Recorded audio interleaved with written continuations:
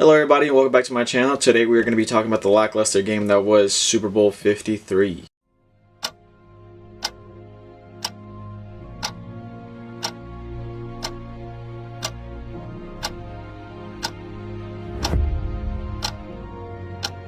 Do not go gentle into that good night.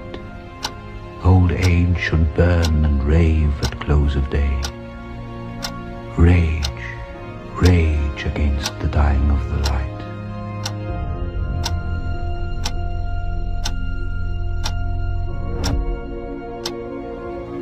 Though wise men at their end know dark is right, because their words had forked no lightning, they do not go gentle into that good night.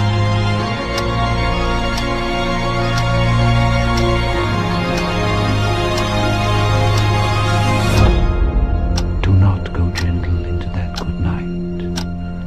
Rage, rage against the dying of the light. So all of you like myself who watched the game, you could understand that it wasn't a great game.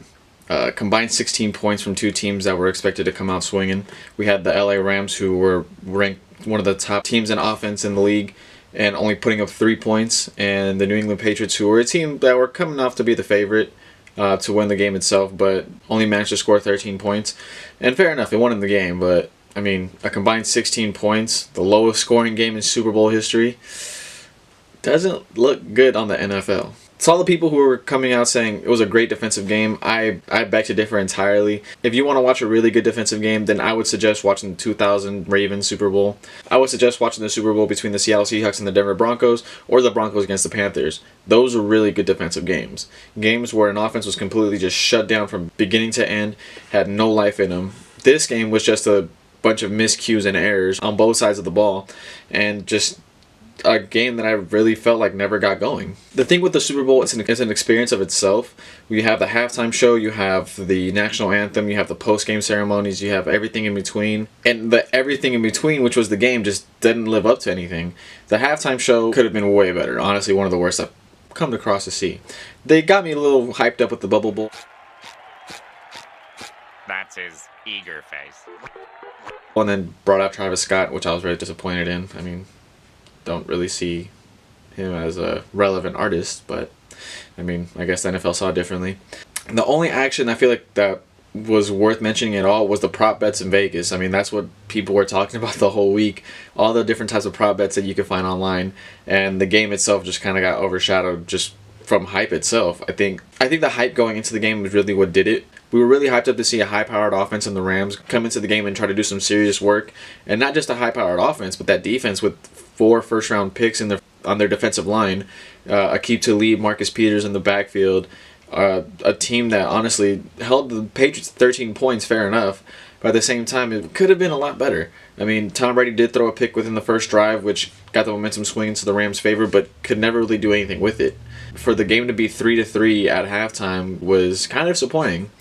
And I understand that the Super Bowls are always games that take time to develop. With the first quarters of the Super Bowls are always really low-scoring affairs on account of some games here, like the Falcons and the Patriots from a few years ago.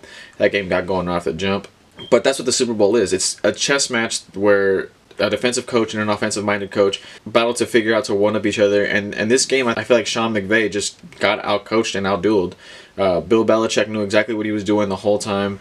Brian Flores, good luck to him in Miami, schemed up the defense pretty well to get them going. And in terms of Jared Goff, he just looked like a fish out of water. I feel like the lights were just too bright for the kid, and he just was overwhelmed with the situation in his hand. And Todd Gurley was just MIA throughout the whole postseason.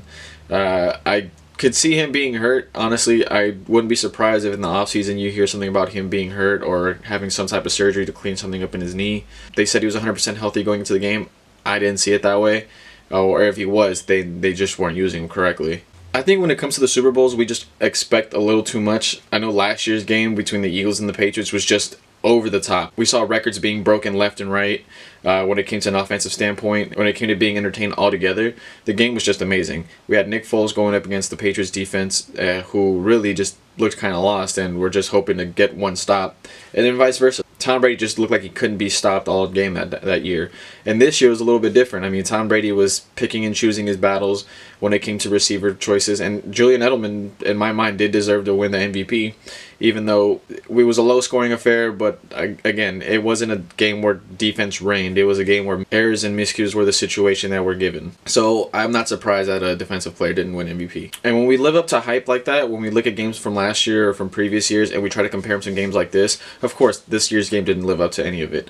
But that's just the Super Bowl. We expect one of the best games of the year, and it's been hyped up for 2 weeks waiting for this day, and nothing ever happened. It was a game where you're waiting for a big play to happen, and you're just getting these 3, 4, 5 yard dump offs, and hopefully something happens.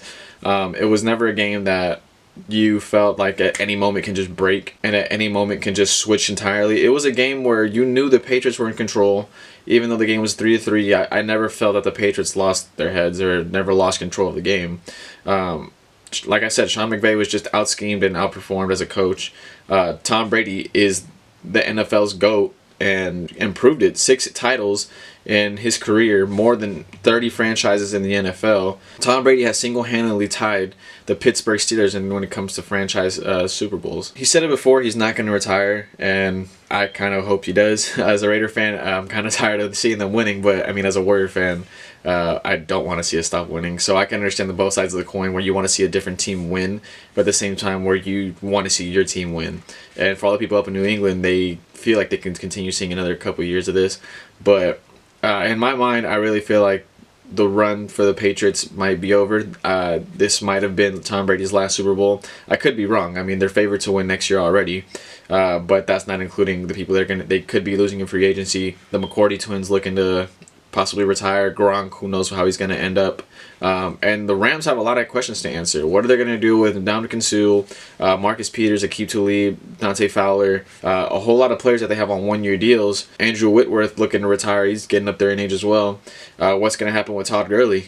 Is Jared Goff going to get paid out? It's just a situation where in the offseason where both teams have a lot of questions to answer, and are they going to be able to get back there? But in the game itself, it was lackluster to me. It wasn't that great of a defensive game like everybody says it was. I think it was just a game where there was a lot of errors and a lot of miscues, and that kind of did the game in. I mean, the commercials weren't even great. That's how bad it was, and I was really looking forward to those. I look forward to the Budweiser commercial every year, but they didn't even have one, so it's kind of disappointing. But I think the NFL just really needs to find a way to, I wouldn't say down-hype the game, but at the same time, it's the Super Bowl. There's no way it's going to be down-hyped, but I just feel like it's going to be a long 7 months coming after this game. 7 months is a countdown until the beginning of next season, and it's going to be a long wait when you feel like this is the last game you had to watch of the season. So, I mean, from now on, it's basketball season until mid-March when baseball rolls around. But for the most part, the game itself could have been better. But what do you guys think? Leave your comments down below, and don't forget to subscribe, like, and comment. Share this video, give it a huge thumbs up, and I really do appreciate the support, and thank you. Before I go, I will be leaving a short clip at the end of this video that I recorded at my brother's house. We were all kind of looking forward to next season already, and we were making our own Super Bowl predictions. Mind you, none of us are experts. These are just our personal opinions on next year's Super Bowl. We'll see how it turns out. Maybe one of us gets it correct. But again, see you guys later.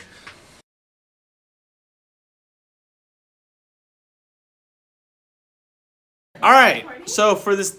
Am I recording? I don't know. It's not yours, it's his. For this next video, I am getting everybody's Super Bowl predictions literally way too early after the Super Bowl. before the off season. Before the offseason, before the draft, before anything, we are getting everybody's Super Bowl predictions for next year.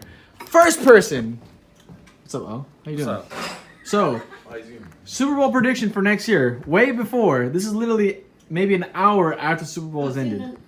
I'll go with the Raiders You're tripping. beating the Giants. You're tripping. All right, but 34-20. I'm calling it right now. There you go. Top 5 draft pick.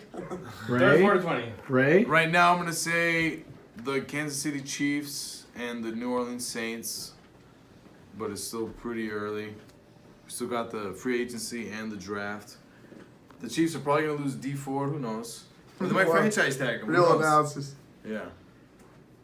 Who you going with? Well, I think that I'm gonna go with San Francisco versus Indianapolis. San Francisco, the Niners? The 49ers and the Colts. Die hard. He's committed. He's committed. Well, you guys is. This is the only Niner fan in the building right now.